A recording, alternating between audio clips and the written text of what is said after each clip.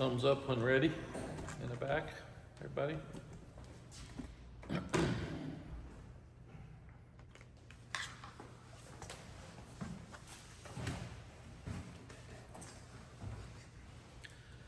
Let me start by saying this is the Cancer Awareness Week for our game, and we are dedicating the game to Tylee Craft.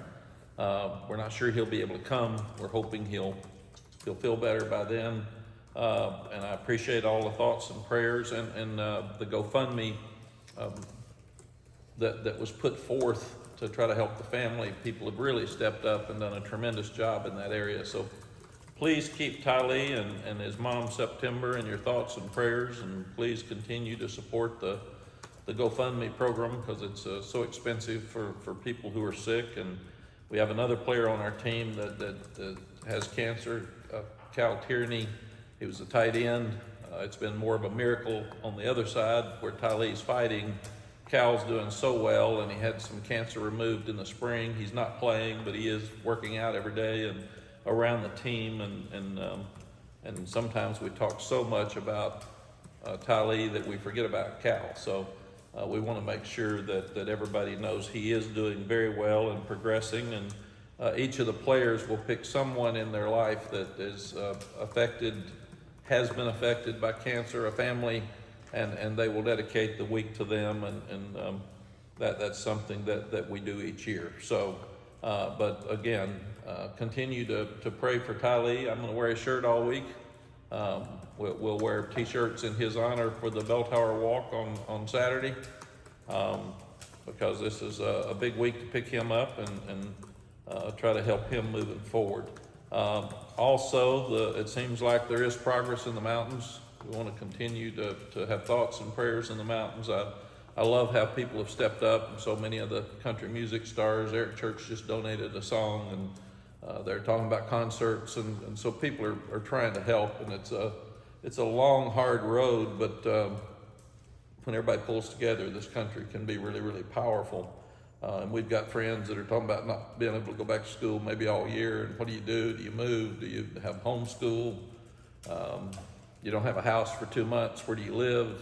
I mean, it's some really tough stuff that's happening in the mountains. And one of the things we all have to be careful of is when a tragedy like this happens, and we all embrace it and we work hard to help. And then if we're not careful, as it slows down, we go away and they don't have as much help. So we got to make sure that we continue to fight. I also wanted to say that our thoughts and prayers are with Grayson McCall. I saw the hit that he took, and we got tough games, hard hit. So we want to make sure he is moving forward and doing well. I used to write all the guys that would get hurt like that if they were key players on teams, and NCAA told me I couldn't do it anymore because it was tampering. So it's just amazing how things have changed. So I can say, Grayson, we're thinking about you and hope you have a full and speedy recovery. The game against Pitt, I thought we played really hard. It was two really good teams. It was a great game. They made more plays than we did in the end. And really it came down to third and fourth downs. We were 7 of 21. And we got to do better in that area. They were 10 of 17, and then we were 2 of 5 touchdowns in the red zone, and they were 4 of 6. And other than that, we were better in penalties. We protected the ball. We had a turnover for a touchdown. Our kicking game was really good. So there were a lot of really positive things that happened, but we still didn't make the plays to win the game. We're experienced enough on offense with our offensive line, but I thought they played better. They're getting better each week. Jacoby didn't even go through spring practice. I think he'd played 58 plays before this season and hadn't started a game, so he gets better every week. But you go back, we drop a touchdown pass.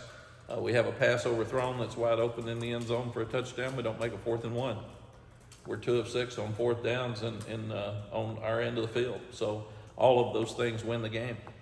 And then there's about 6-7 plays on defense that we give up big plays. So we just got to go ahead and start making those plays, and that would have been the difference in this game for sure. Struggled in the second half. We're looking at why. We're not sure. We talked to Chip about that today. We've been outscored in the second half in the last 2 weeks, and that's usually not who we are. But the offensive line played much better, and we just got to continue to grow and get better. Defensively, quarterback and tailback are the two guys we had to stop. We didn't stop them. They made the plays. So we've got to take away what they do best, and we didn't do that. Had a lot of great plays on defense. We're playing consistently well, and then we're not. We're giving up the big play again. So we've got to get better, and we've got to force more turnovers. Caleb Cost had one of the great plays of the year with his interception for a touchdown, but that's the only turnover, and we had our hands on 2 other balls in the air. We had the ball on the ground twice and didn't get it. We've just got to start taking advantages of opportunities, and we're not doing those. We said penalties, we're much better in that area. We won that battle. Special teams looked more like we did the first 3 weeks. Kickoff return, Nate McCullum had 2 really good ones. We were really close on a couple of block punts, but we still got to change the game. But we did win the kicking game, and that was a huge part of it, and in the phase as we were looking at the video after the game. Georgia Tech, Brent Key is the new head coach. He's done a really good job. This is his second full season. He was an offensive lineman at Georgia Tech. They're 4-2. They're a lot like Pittsburgh. They're physical. They can run the ball, but they've got Hayes King's a really good quarterback that's a dual threat. He can run, and we didn't stop the running quarterback last week very well. But he's also got an outstanding arm. Coach's kid out of Texas. He's a transfer from Texas A&M. Jamal Haynes is a really good running back. He got over 100 yards against Duke. He was a converted wide receiver. They use a lot of shifting and motion, and they've got really good skilled people. So they do a good job of getting the ball to their skilled people in space.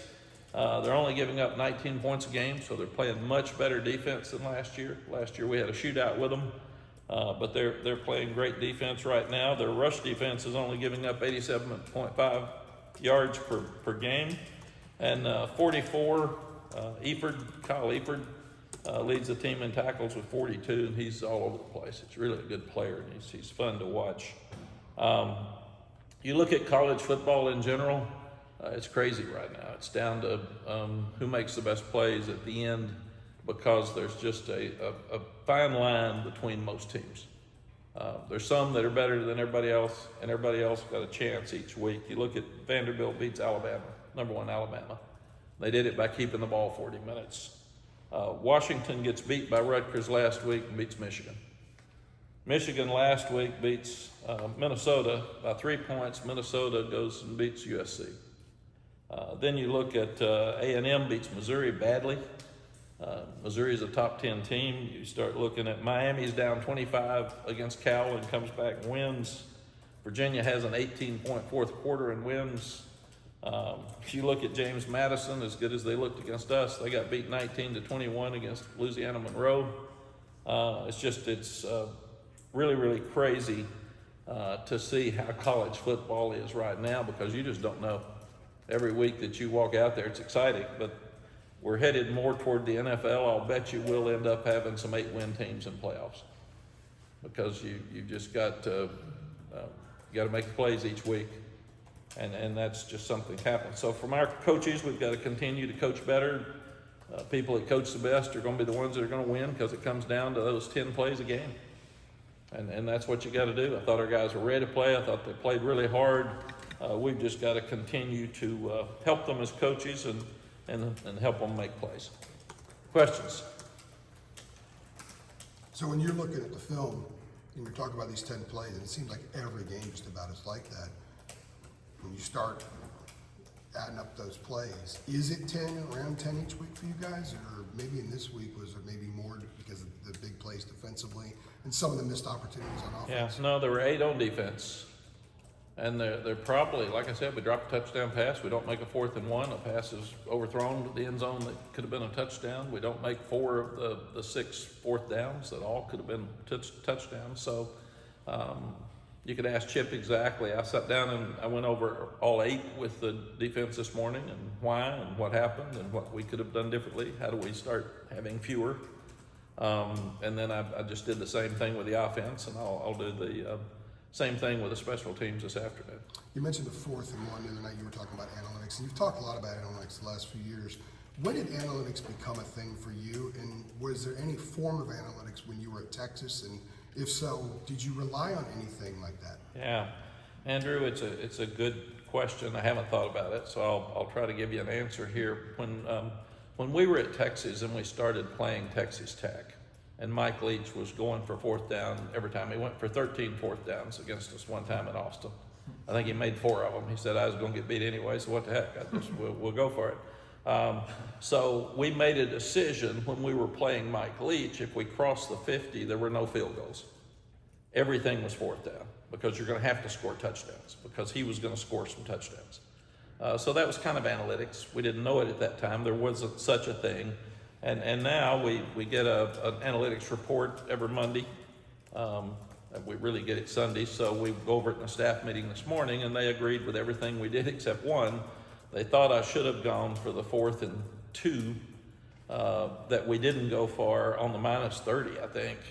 And we punted and we held them. So we made the right decision. And they said, we would have told you to go for it. The way it worked out fine because you stopped them and got the ball back. So what I told the coaches is that there's one thing to go for them, you got to make them. Now, if we'd kicked 3 field goals and those other, we'd still gotten beat. But we would have had a better chance. But we knew we had to score touchdowns going into this game because they were a team that was scoring a lot of points. So you take the analytics and then you take it to the momentum of the game and then you put it in what's best for your team at the moment. So I take the analytics every time and I go with my gut to do what I think's best. It's like at the end of the game, they helped us some by throwing incomplete passes because then we could use our timeouts and you've got to strategically use all your timeouts, which actually would have given us a chance. And we nearly intercepted the pass right before the field goal.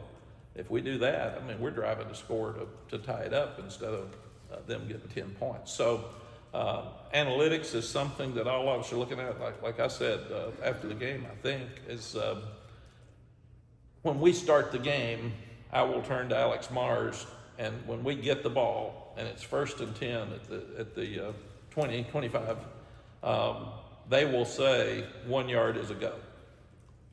So if it's 4th and 1 on the first drive, they're going to go for it in analytics. Now, Pittsburgh was 4th and 2 at the -45 on the first drive. And it bothered me because they immediately, analytics would say go for 4th and 2 at the -45. And I mean, they didn't think about it. They didn't look at the punter. They got people on the field and went for it immediately. So I knew it was going to be that type day, that they felt like they were going to have to score some points. So you can just tell by the feel of the game what the other team's thinking. And also, Andrew, we always look at who uses analytics and who doesn't for the other team. Because we'll know who's going to be more, if you're using analytics, you're going to be more aggressive and you're going to go for more 4th downs. If I can ask a quick follow-up on that, how often do you find yourself, excuse me, when you only have a handful of seconds to make a decision, where your instincts, all those years that you became a Hall of Famer and everything, kind of fight against the analytics, but you have to sort of have an internal squabble there for a couple of seconds? How much do you deal with that? I grew up as an offensive coordinator, so I want to go for every one of them. I want to score touchdowns. I don't want to kick field goals. And everybody says, well, you should have kicked the field goal. There's no guarantee you're going to make it. Now, ours is good, so we've got a higher percentage. But no, I am an aggressive, go for it, confident, gives your team confidence when you go for it, but you got to make them. I mean, you sit there 2 out of 6, and we just went over all 6 of those to show exactly what we did and what we should have done differently to decide this week as we're looking at Georgia Tech and we look at our game, will we be as aggressive this weekend? Mack, how would you assess your defense now for 6 games, just overall? We've played the best defense we've played, but we've been inconsistent. There's times, Chip, when I look at it, and I told the players this yesterday, I said, it's amazing, y'all look great, and then we give up a big play. I mean, those are things we can't do. So I met with the defensive staff an hour this morning and said, okay, here are the 8. Out of 77 plays, there's 8 plays that make a difference. Now, there's those other 60-something were really good, so they made a difference. But here's 8 that we've got to do better in. And we went through every one of them and said, are we having too much? Did we not practice it enough in practice? Have we got the wrong personnel out there? Was he tired? Should we have called timeout? I mean, what changes these 8 plays? And the same thing the second half against Duke. And that's what you got to do. You got to change. And sometimes I think we have great kids on this team, and they're really trying. And sometimes I think they may be trying too hard. They're trying so hard that they'll overrun a tackle, or they'll get in the wrong place because they're trying so hard to get there and get out of space. So we've got to push them. We've got to keep picking them up. But also, you don't want to have kids trying too hard and then mess up because they're so afraid that they're going to mess up that they're playing tentative too. Is that the common thread in those 8 plays? Oh, trying too hard to make a play, or is there something else you can detect? Those big plays that you're talking about. Jeff will talk to you about it because I went over it with both coordinators this morning and the entire that side of the ball, that staff. But it's just the hardest thing about coaching is to take the mistakes, figure out why they were made. Was it a coaching error? Was it a player error? Was it somewhere in between? Were they playing too hard, trying too hard? They were all focused. They really tried. They really wanted to win. And that's why when I walk off the field and we've played as hard as we can, I can handle that. Then we as coaches have to help direct them better. When you hired Chip Mack, emphasis was on complementary football, running the ball more. I feel like you guys have definitely done that. But then I'm also like watching, I'm like, you guys have some more big plays like you guys used to have. So I mean, you sense that too? Like, hey, is there like a happy medium? Yeah. Offenses you've had? Yeah, we had an hour with them this morning as well, and said when you've got a completely new offensive line and you've got a quarterback that's as inexperienced as Jacoby, you're really trying to figure out who you are. Yeah. And by 6 games, he didn't even play in the first one. He played a little bit in the second one, so he's 4 games into this. And we are getting better. We had a 19-play drive, but we're not having the big plays, and that's because we overthrow a touchdown. We drop a touchdown pass, and right now we don't have the margin of error to do that. We've got to make those plays. So our biggest takeaway from the weekend was make 5 of those 10 plays that are out there, and we win the game. How about the receivers? I mean, you're playing a lot. So Jordan Shipp was out there. Alex Taylor's got, like, are you kind of searching for somebody to step up to be that guy, like a Josh Downs? Yeah, well, Nate McCullum had a great game Saturday. When you don't win the game, we don't give credit to those that play great. He had a bunch of catches. He had 10 catches. That's the second best game he's had, I think, since he's been here. Minnesota last year was his best one. I think there were 15, 16 catches then. No, we wanted to play more players. We're trying to get more guys in the game. But we just got to make plays. We have a couple of guys open and we miss them. Chris Culliver's got a chance at a post corner and we overthrow it. So we just got to protect better. Got to get Jacoby going. He made some great plays. But again, we're about like everybody else, so we've got to do a better job. Mack, in 1995, the team got off to a 3-3 start and then won 4 out of 6 and kind of set the table for the final 2 years that you were here. What allowed them to turn the season in the middle of things, and do you think this team has some of those similar enemies? Yes, I said from the beginning that I feel like this team will be one that will keep getting better. You got a new defensive coordinator. We've shown signs of playing great defense. It's just not consistent. The offensive line's been, we've lost a coach. We've lost all 3 inside guys at some point. The 2 tackles are just rookies that are playing. Ja'Kai Leftwich has been hurt, but he played more Saturday because he's getting back in the mix some. So I feel like the offensive line will just keep getting better each week. We had our second team back's been out. He played 6 plays all year. The quarterback didn't go through spring. We didn't think he'd be playing this year. So the offense has had a load thrown at them, and they're really working through some things. We were just talking to the coaches a few minutes ago. You have a 19-play drive. That's hard to do. But we've got to get more explosive plays. And we're not turning the ball over offensively except for the James Madison game. And that was horrible. But other than that, we haven't turned it over. We're really taking care of it. So we've got to have the physical, confident team that beat Minnesota on the road with a better passing game. And that's what we're going back and looking toward and telling guys that we just talked about Tylee. We just talked about the mountains. We just talked about Cal. Life's tough. So these are great teachable moments to learn that when everything's not rosy and you're not walking around, everybody's not bragging on you, and everybody's questioning a lot of the things you do. It's time to grow up and be tough and handle it, and this will help you later on in your life. Mack, you talk about fixing a lot. Is it, and nothing can ever be perfect, I'm sure, but do you find yourself fixing different things every week? And is it more frustrating to you when you have to fix the same thing? Yeah, no, I think, and again, it's a good question.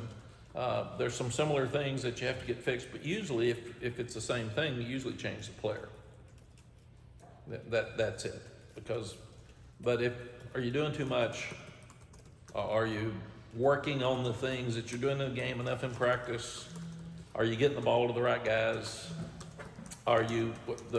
Our protection, we didn't protect well against James Madison. We didn't protect well against Duke. The protection was so much better Saturday. The blitzes didn't get there.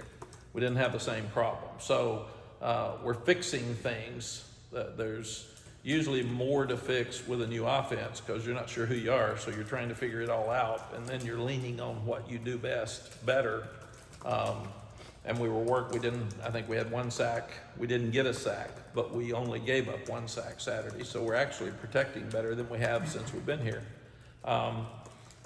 So there are positive things. It's just when you lose the game, everything becomes negative. So we have to go back and really do a good job of saying these things were really positive. Nobody wants to hear it, but these things are really positive. So let's build on them. Let's fix these things. And again, you go back, and if it's a repeat, you usually have to change the player. Mack, how do you, a situation like the team you're going to play Saturday, Georgia Tech, Jeff was just the head coach there, obviously. You have some experience yourself personally with coming back here to Texas all those years ago in whatever it was, 2002. How do you as a coach keep from taking a game like this personally? Yeah, I can say I really didn't. I love North Carolina. Nobody really understood the circumstances of me leaving, and it didn't matter. Nobody was going to listen anyway. So when we had the game in Austin, we had just lost a player. And really and truly, it was all about him and his family. We lost him to a car wreck in the spring. It was our first home game. A truck wreck. It was Cole Pittman. I remember it like it's today. So I'm sitting there with that family who's lost their child and trying to honor him on a game where everybody thought I'd be fighting North Carolina. I really wasn't. I mean, even at the end when we, Major Applewhite and Chance Mack, when we scored 44, said, that's Cole's number. Let's take a knee. So I called timeout to make sure we didn't kick the extra point because the kids wanted to stay at 44. Well, all my North Carolina buddies got mad at me. They thought I was calling timeout to run up the score and go for 2. When I never thought about any of that stuff. I was just trying to honor that young man and his family. We had him on the field before the game. I had the family in the locker room after the game. So other than seeing my North Carolina friends and seeing the players that I had recruited and coached on the field after the game, I was all into trying to win the game and honor that kid. That was it. When we came back here, it was interesting. It was a drizzly day, and Mack McWhorter was our offensive line coach. He and I look a lot alike, and he walked out on the field before I did, and he got booed. And he came back in and said, man, are they mad at you? And I said, that's why I sent you out first. I wanted you to be the test drum. And then I remember after we won the game, I came back in, and people said, how'd it feel to get booed at Chapel Hill? And I said, I got booed here for 10 years, so I'm used to that. That's not it. But but I never ever took it personal. I didn't. I just, you coach your team, you do the best job you can do. So I talked to Jeff this morning a little bit. He took the Georgia Tech team back to Temple right after he left Temple. Okay. And his team at Temple was a lot better than his Georgia Tech team. So I didn't ask him to score, but it didn't sound good. So he's done this before. And he recruited a bunch of these kids. So it's emotional, but you can't take it personal. That's not what you do. Most of the world doesn't care.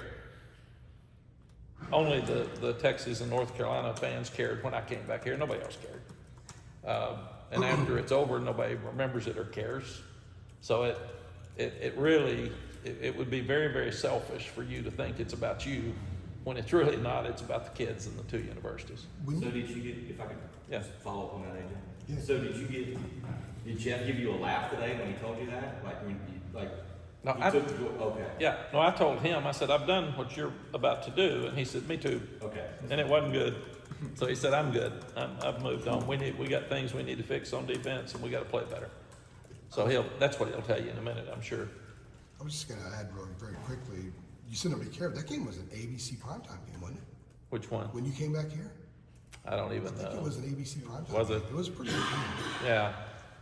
But you know, again, if it's all about you, this doesn't last long. It's got to be about your players. It's got to be about your team. It's got to be about your place. And again, I'm the one that scheduled the game. So I thought, how stupid was that when I went to Texas that I'd schedule the game? How does that happen? I mean, really. Why did you? Because it's a great question, Art, but the BCS was not letting people in unless their out-of-conference schedule was tough. And I was trying to improve our out-of-conference schedule so we could get in the BCS. Because they didn't have a champion gets in at that time, and it was just the 4 teams. So we actually scheduled home and home with Texas to increase that schedule. And then here I am. So I thought, well, that's stupid. Mack, you said recently how tough these losses are on you personally, trying to get better. Just in the Wayback Machine, you went 1-10 2 years in a row. What did you learn about yourself as a coach, and has any of that carried forward through the years for things you've done? That's probably, Chip. I really hadn't thought a lot about that either, but I learned that you get a lot of advice when you're losing. A lot of people have a lot of answers. I've always thought when even assistant coaches can give suggestions, they can't make decisions. So when your boosters are giving you suggestions, they can't make decisions, and they don't know all the problems, but they're full of thoughts. And your friends and your children, by the way, they can help you too with some things. But I do think, I remember we lost to Navy, and that was probably the lowest moment of my coaching career outside of losing a child. I mean, I can't even think about that as compared to anything else. And I think I remember telling John Swafford after the game, you should fire me. I should quit. This is awful. I mean, we can't keep doing this. And he said, well, nobody else will take it. It's too bad. So I'm not going to fire you. And I thought, yeah, that's probably true. Because Navy had not won a Division I game in 3 years. And we lost to them on a pass down the middle that I'll never forget. But I could see recruiting was going well, and we were getting better.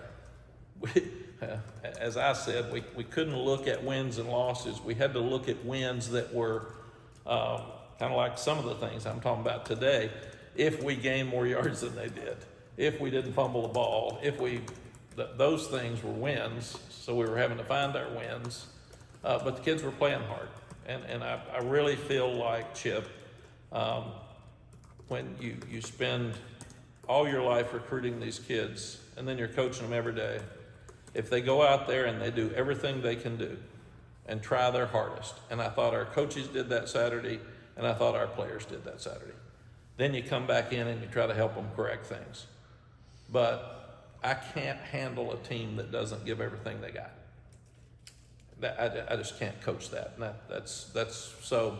Don't like losing, But if we do everything we can do, and then we can fix a few things and keep doing it, then I'm okay with having Mack, 100% if you tell effort. them when if you just tell anybody here that if we ever lose 41-0 again, turn the scoreboard off when the game's over. Yeah, I think that was stupid of us to keep it on, wasn't it, Art? So, Matt, yes. I know obviously last week Cameron was kind of working his way back in there, and he got in a little bit the other day. When did you guys know that he'd be able to play, even though it was a little bit? When did you guys figure out he'd be able to play, and what was just kind of the process of getting him out there and everything like that? Yeah, Thursday night. It was that late in the week because we wanted to make sure that he was 100% healthy. He was practicing, and Jeff and Ted did a great job of sitting down with him and saying, we know you're not going to be out there 70 plays. We know you're not ready to do that because you're just working yourself back in. And here's where we'd like to use you. We'd like to use you on third down only. We'd like to use you in this one package. And Kamen was good with that, so he told us Thursday night that he felt like he could go. And then kind of going off of that, in the plays that he did have, since looking at it, how did you feel he was? I know that first play he had the quarterback hit and everything else. What did you notice about, I guess, how effective he was, even in that limited snap count that he did? Yeah, I think he's going to be back to who we knew real soon. There was I think a screen to the left, to our right, their left, down on the goal line, and he was all over it. And so Jeff can talk to you more about that here in a minute. But I really think he'll be back ready to go. I think he needed to be out there and have some plays and know it was okay. And now he's ready to go. I saw him last night at dinner, and I said, is your mind right? Because I've had knee operations, and a lot of times it's what Kobe Paysor's been fighting. You break bones in both feet, and you don't get touched. It's not an easy just walk back out there and do everything you're supposed to do and be okay, because you're not sure every time you plant whether the foot's going to break or not. So I'm sure practice is different than a game, and Kamen had to get out there, and then he got to the quarterback the first time, but he didn't get hit. So you got to get hit, you got to get knocked down, you've got to make sure that it's okay. He talked about out on Saturday how before the game against Pitt, you made the decision that we're going to go for a lot of these fourth downs because we got to score touchdowns. Was that sort of maybe an uncomfortable conversation to have with Noah, because you're just saying, hey, we may not use you as much this game? Yeah, you don't have that with Noah because you want him to be ready for every one of them. Again, all day yesterday and today we went over all six. There were 6 fourth downs. We made the first 2. I thought you look at Pitt, you also look at the other team, how aggressive they're being. Pitt comes out, it's 4th and 2 to -40, and I mean, they don't even huddle. They're at the line of scrimmage going for 4th and 2, so I knew they felt like they were going to be going for it, because I would not have gone for 4th and 2 on our -40 on the first drive. So all of that has an effect on it. The last few years back, Georgia Tech's, that game's gone their way. I don't know if it was just schedule spot, the team overlooked them or whatever it may be, but now they're coming in here and they're the favorite. I mean, do you feel like, hey, we're not going to overlook them this time, the team's aware, let's get over this? We had a great game with them after we clinched the division title. Right after we beat Wake Forest, we came back and we didn't play great. I think we got beat 21-17. We had a 75-yard touchdown call back for holding that wasn't holding. Our best player, who'd never dropped a ball in his life, drops a touchdown pass. It's kind of like Saturday. I mean, those plays that are there to be made, and that's a 14-point swing, and we'd won the game, we wouldn't be having this conversation. Last year, it was a shootout. And 45-42? 46-42. And I mean down to the end where we're driving to try to score right at the end. So they've been great games. The other one, Jeff was the coach, and we were in the Mercedes-Benz, and we turned it over too many times. And that was right after we'd killed Virginia. And we go down there, and we let's go back to analytics. That's a 4th and 2 on the -45 on the first drive. And I asked our offensive coordinator, you good? You got it? It says go, and he said, I got it, and I think we lost 3. So there you go for analytics. Analytics are good when you make them. And then the quarterback that Jeff had at that time, Sims, my God, he comes off the bench and he plays the most unbelievable game there's ever been. This has been it's been a good game for years. I remember when I was here before, I think the thought was, and you old timers, we could never beat Georgia Tech in Atlanta, and they couldn't beat us here. We tied them 10-10 in 1990 when they won the national championship. They tied us 10-10. They had to kick the field goal at a time. We didn't have overtime at that time. And then, they were top 10, and we beat them here with Bill, who was their head coach? Bill Lewis, and tore down the goalpost, and that's when they took them down to Franklin Street. And I got in trouble because I said, I'd like to see that again. The chancellor called me and said, we could have kids die. Don't be talking about tearing down goalposts. So, but it's been a great series. You beat them up there in 97. I'm sorry? Didn't you shut them out up there in 97? Yeah, but it was, I think it was the week before the Florida State game. It was down there on a Thursday night, and it was a fight. And I think it was like 28-24. I don't think we shut them out. I'm trying to think of what. We'd have to go back. 96 at home you did. Yeah, I think that was yeah. the 97. I'm trying to think. Yeah. But the games have been good because I remember Hamilton was a quarterback, and he was really talented. So. With what Chip said about the 88 and 89 seasons, was there a moment in 1990 where you thought, okay, this team has turned the corner and this is going to start being a lot better soon? Was it the Georgia Tech game? Was it something in the preseason? What sort of tipped you off? Yeah, I think it was Natron, number one, because we could run the ball. And then we found Jason Stanisak, who was a really good quarterback. And he was a freshman, and we were starting to play better defense. But I do think that I remember we were 6-4-1, and had Georgia Tech had tied us, and then they wouldn't let us go to a bowl game because I think we were invited to the Independence Bowl. We were all so excited, but it was during finals, and Chancellor Hardin wouldn't let us go. So that was another tough thing that set us back. But then the next year we got a little bit better, so that got us going, and we knew I remember saying to Woody Durham, at least now we let's see what was the quote. At least it's not If it's when. it's not if, it's when. That's what it was. And I actually put that quote up in my office for a while to keep looking at it. We're gonna make it. We finally broke through, don't know when, but we're going to be good, and we're going to be good at some point because we're recruiting well and we're starting to get better. Thank you, Art. Mack, if you've played 6 games, you have 6 more, you're at the midpoint here. If you were Professor Brown, what kind of midterm grade would you give this team and this coaching staff also? Well, you want to win all the games, so you're 50-50 as you look at it, and I thought that Pittsburgh's probably the best team we've played. And if we had played the other 5 games like we played Pittsburgh, we'd be 5-1. That's just where we are. Now you look at it on the positive side, you got a chance to be 9-3 because you got a chance to get better. Now if you look at every game that's left, you can win every one of them or you could lose every one of them. As you look at it, there's not much difference each week in all of these ball games. So what we've got to do, and I've told the coaches this, and we are in a business that has to win. So what we have to do is start taking these tight games, like at Duke, there's a play or two. Like at Pitt, there's a play or two. The James Madison thing was crazy. That was awful. It was just a bad day. But these other games are going to be just like that. And we as coaches have to do a better job coaching than we've ever done in our lives to take those plays that aren't working and make them work. And that's what it's getting down to. I told the players, I said, you think they're having conversations that are tough at Alabama today? I mean, everybody that loses now has got tough conversations.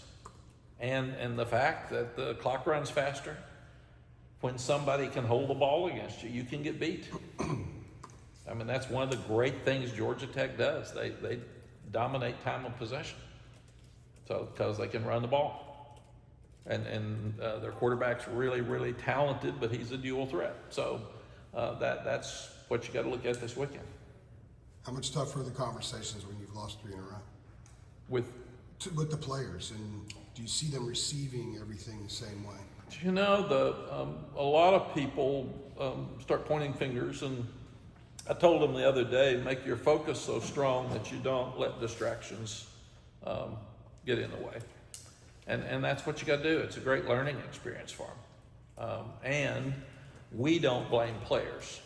What we do is sit on the video and show them exactly what happened, and show, you got to, number one, show them why it happened, what happened, why it happened, who did it, and then what we're going to do to fix it. That's our job. We don't sit and gripe. We don't sit and do this.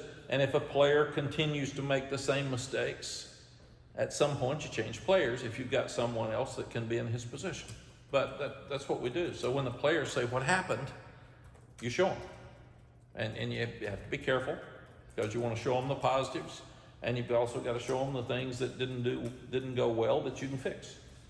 But it's really, really important for the players, and it'd be healthy for the fans when you sit and watch 68 great plays on defense, and then here are the ones we got to fix.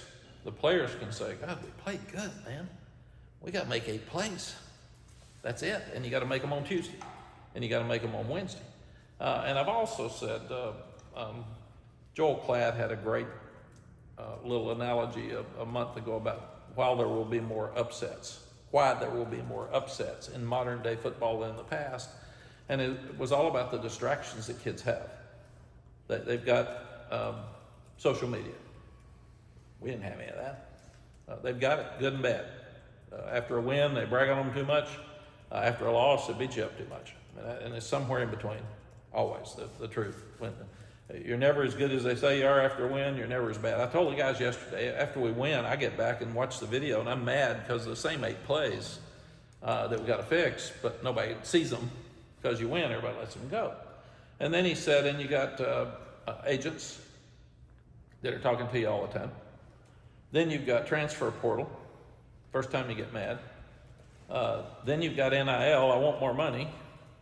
He's making more than I am, I'm not making enough. Well, I had a good game, well, I need more money. So it's, then you got school. Then you got tampering. You got agents calling agents to say, if they're not getting him the ball enough, he can come to us, man. So that was, and it was really cool.